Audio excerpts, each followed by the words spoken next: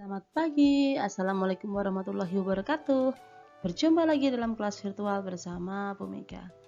Bagaimana kabarnya hari ini anak-anak? Semoga kalian tetap dalam keadaan sehat dan tentunya tetap semangat meskipun harus belajar dari rumah. Pada pembelajaran kali ini kita masih belajar tema 6, energi dan perubahannya. Kali ini memasuki subtema 3, energi alternatif pelajaran 1.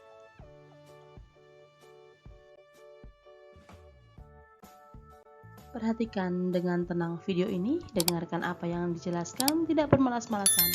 Catat yang dianggap penting dari video ini, kemudian kalian kerjakan tugasnya dengan baik. Sebelum memulai pembelajaran pada hari ini, marilah kita berdoa terlebih dahulu.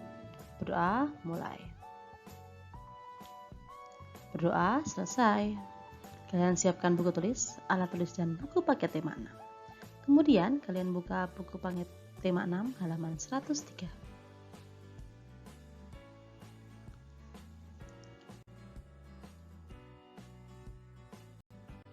Energi alternatif. Nah, sekarang kita simak bacaan berikut ini. Kebutuhan manusia akan energi semakin lama semakin tinggi.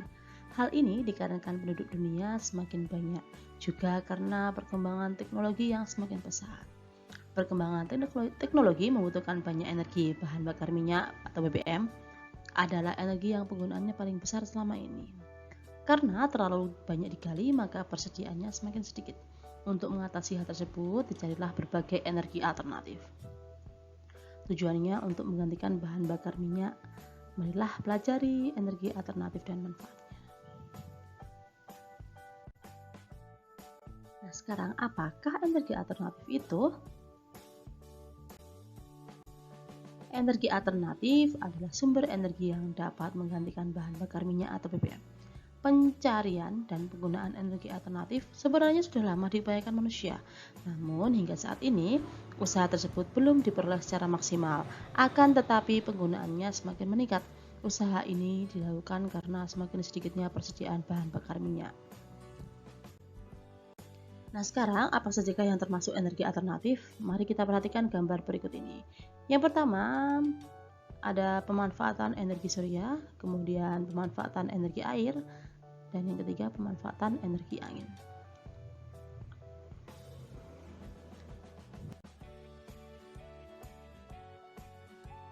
Sekarang kita simak yang pertama, pemanfaatan energi surya.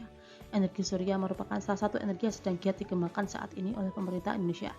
Karena sebagai negara tropis, Indonesia mempunyai potensi energi surya yang cukup besar. Energi surya adalah sangat luar biasa karena tidak bersifat polutif, tidak dapat habis, dapat dipercaya, dan tidak membeli. Ada banyak cara untuk memanfaatkan energi dari matahari. Istilah tenaga surya mempunyai arti mengubah sinar matahari secara langsung menjadi panas atau energi listrik untuk kegunaan kita. Kemudian pemanfaatan yang kedua ialah pemanfaatan energi air. Energi air adalah satu dari 5 sumber energi terbarukan. Energi ini dapat dimanfaatkan dan diubah menjadi listrik dan pembangkit listrik tenaga air tanpa meninggalkan emisi gas rumah kaca seperti yang dihasilkan oleh pembangkit listrik yang menggunakan energi fosil. Berbeda dengan sumber energi terbarukan lainnya, air akan terus menghasilkan tenaga non-stop. Dan ketersediaannya terus dihasilkan oleh adanya siklus hidrologi. Pembangkit listrik tenaga air atau PLTA dihasilkan dari energi potensial air yang diubah menjadi energi mekanik oleh turbin, dan energi tersebut yang selanjutnya diubah untuk menjadi energi listrik oleh generator dengan memanfaatkan ketinggian dan kecepatan air. Kemudian pemanfaatan yang ketiga ialah pemanfaatan energi angin. Kincir angin beroperasi dengan mengubah energi kinetik atau energi gerak di angin menjadi energi listrik. Kincir angin bekerja dengan menggunakan baling-baling yang menggerakkan rotor ketika angin bertiup. Rotor ini terhubung ke poros utama yang memutar generator untuk menghasilkan energi listrik.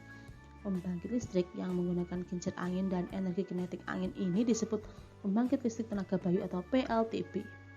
Wilayah Indonesia dengan banyak angin kencang sangat mendukung perkembangan energi angin ini. Ada beberapa contoh energi alternatif, ada energi panas matahari, ada energi gerak angin, dan energi gerak air. Energi-energi tersebut mudah diperoleh, murah, dan berlimpah. Panas matahari, gerak air, dan gerak angin atau bayu dapat diubah menjadi energi listrik. Listrik yang dihasilkan oleh matahari, air, dan angin inilah yang dapat digunakan sebagai pengganti bahan bakar minyak. Energi matahari dimanfaatkan untuk membuat pembangkit listrik tenaga surya atau PLTS. Energi air dimanfaatkan untuk membuat pembangkit listrik tenaga air atau PLTA. Energi angin dimanfaatkan untuk membuat pembangkit listrik tenaga angin atau bayu, atau yang biasanya kita sebut PLTB. Pembangkit listrik tenaga angin merupakan sumber energi yang sangat ramah lingkungan.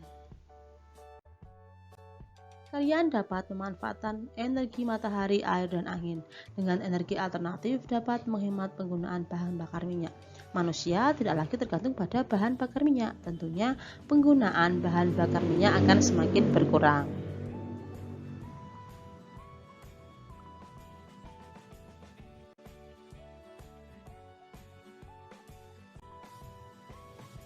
Angin merupakan contoh energi alternatif. Angin ada di mana-mana. Ada banyak contoh kegiatan pemanfaatan angin. Angin dapat menggerakkan layang-layang. Pernahkah kalian bermain layang-layang? Bermain layang-layang biasanya dilakukan di tempat yang lapang. Tempat yang lapang membuat kita bergerak lebih leluasa. Tempat yang lapang biasanya banyak angin. Semakin banyak angin, semakin cepat terbang dan gerak layang-layang. Kalian dapat bergerak lebih leluasa di tempat lapang. Tempat yang lapang biasanya banyak angin. Semakin banyak angin, semakin cepat terbang dan gerak layang-layang. Perhatikan jenis layang-layang berikut ini. Ada 3 jenis layang-layang pada gambar. Nah, layang-layang digambar dan diberi hiasan agar menarik. Garis digunakan untuk menghias layang-layang. Bidang juga digunakan untuk hiasan tersebut. Layang-layang tersebut memiliki warna yang berbeda. Warna garis dan bidang menjadi motif dalam gambar layang-layang.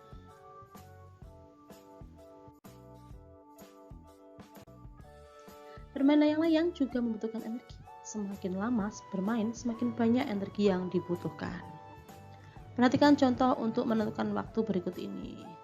Nah, ada contoh soal Udin bermain layang-layang dari pukul 15.30 sampai dengan pukul 16.30. Lamanya Udin bermain layang-layang adalah berapa menit? Nah, lama waktu dapat digambarkan sebagai berikut. 15.30, awal kegiatan dan akhir kegiatannya pukul 16.30.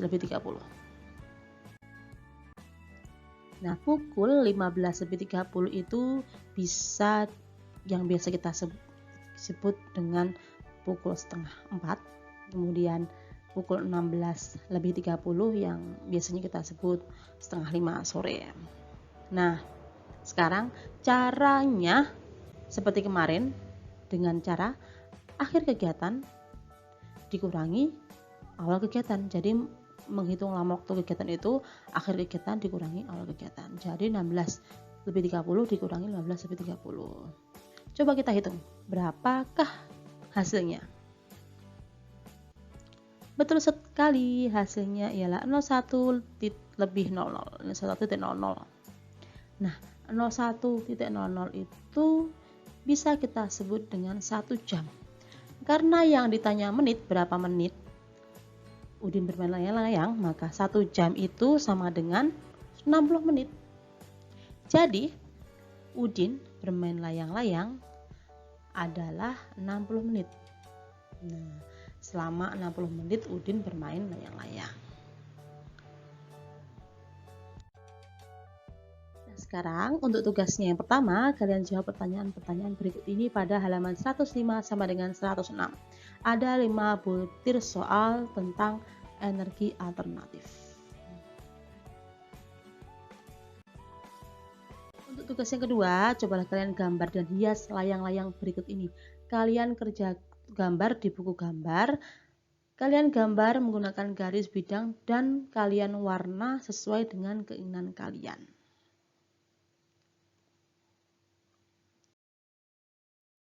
Untuk tugas yang ketiga, tentukan lama waktu kegiatan berikut ini. Nah, ada 5 soal tentang menentukan lama waktu kegiatan bermain layang-layang.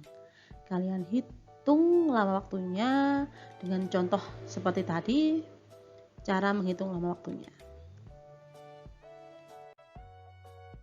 Dan setelah kalian hitung lama waktu pada tugas 3, kalian isikan hasilnya pada tabel berikut ini. Ada Udin, Beni, Edo, Siti, Lani, dan Dayu. Kemudian setelah kalian isikan, nah siapakah yang bermain layang paling lama? Kemudian siapa yang bermain layang paling singkat? Kalian urutkan nama berdasarkan lama bermain layang-layang. Mulai dari yang paling lama adalah siapa. Nah, jadi kalian urutkan dari yang paling lama sampai ke urutan yang paling singkat. Oke, kalian kerjakan di buku tugas kalian. Selamat mengerjakan.